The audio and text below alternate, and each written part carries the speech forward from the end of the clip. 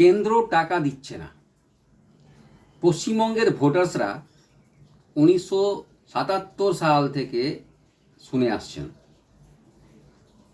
বামফ্রন্ট সরকার চেঁচাচ্ছে কেন্দ্র টাকা দিচ্ছে না, কেন্দ্র টাকা দিচ্ছে না, ফলে বামফ্রন্ট সরকার জনগণের কাজ করতে পারছে না।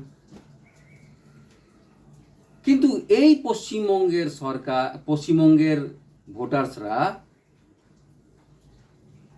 বামফ্রন্ট সরকার বারবার নিয়ে আসে 34 বছর ধরে বামফ্রন্ট সরকারকে পশ্চিমবঙ্গের ভোটার্সরা রাখলেন। তারপর 2011 সাল যখন দেয়ালে পিঠ ঠেকে গেল পশ্চিমবঙ্গের ভোটার্সের, তখন বামফ্রন্ট সরকারকে আর নিয়ে এলেন না, তখন টিএমসি সরকার বানালেন।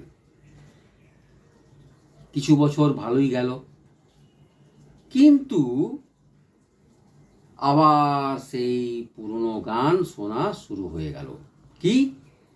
কেন্দ্র টাকা দিচ্ছে না, কেন্দ্র টাকা দিচ্ছে না, ফলে টিএমসি সরকার জনগণের কোনো কাজ করতে পারছে না। 2016 সাল এলো, আবার ভোটে ভোটার্সরা আবার ভোট দিয়ে টিএমসি সরকার বানালেন, আর যথারীতি সেই গান, কেন্দ্র টাকা দিচ্ছে না, ফলে জনগণের কাজ হতে পারছে না। 2021 সালেও এই একই ঘটনা, পশ্চিমবঙ্গের ভোটার্সরা গিয়ে ভোট দিলেন আর টিএমসি সরকার বানালেন।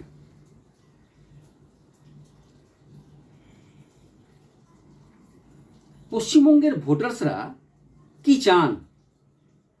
পশ্চিমবঙ্গে যে রাজ্য তার উন্নতি, না পশ্চিমবঙ্গের পার্টির উন্নতি?